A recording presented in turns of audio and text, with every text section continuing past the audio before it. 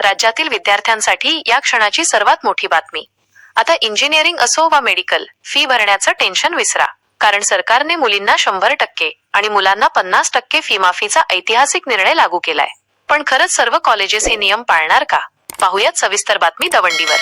नमस्कार मित्रांनो, जर तुम्ही किंवा तुमच्या ओळखीचं कोणी यावर्षी इंजिनिअरिंग, मेडिकल किंवा इतर प्रोफेशनल कोर्सेसला ऍडमिशन घेणार असेल तर हा व्हिडिओ तुमच्यासाठी खूप महत्त्वाचा आहे.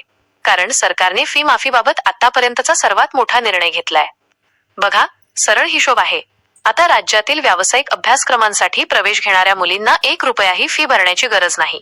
हो, तुम्ही बरोबर ऐकताय. मुलींना 100% फी माफी मिळाली आहे. आणि मुलांचं काय? तर जे मुलं आर्थिकदृष्ट्या दुर्बल घटकात EBC येतात त्यांना 50% फी माफी मिळणार आहे. आता अनेकांना प्रश्न पडतो की अरे पण आमचं कॉलेज तर फी मागतंय. तर मित्रांनो, चंद्रकांत पाटील यांनी विधानसभेत स्पष्ट सांगितलंय, ज्या कॉलेजला सरकारने योजना लागू करून दिली आहे तरीही ते जर विद्यार्थ्यांकडून पैसे उकळत असतील तर त्या कॉलेजेसची आता खैर नाही.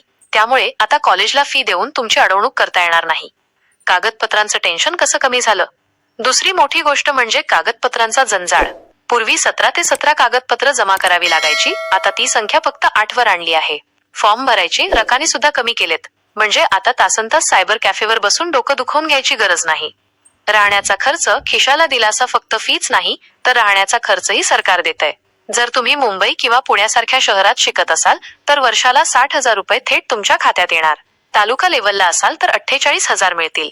म्हणजे राहण्या खाण्याचं टेन्शन सुद्धा संपलं.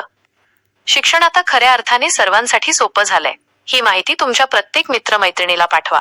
कारण बऱ्याचदा माहिती नसल्यामुळे विद्यार्थी या सवलतींपासून लांब राहतात.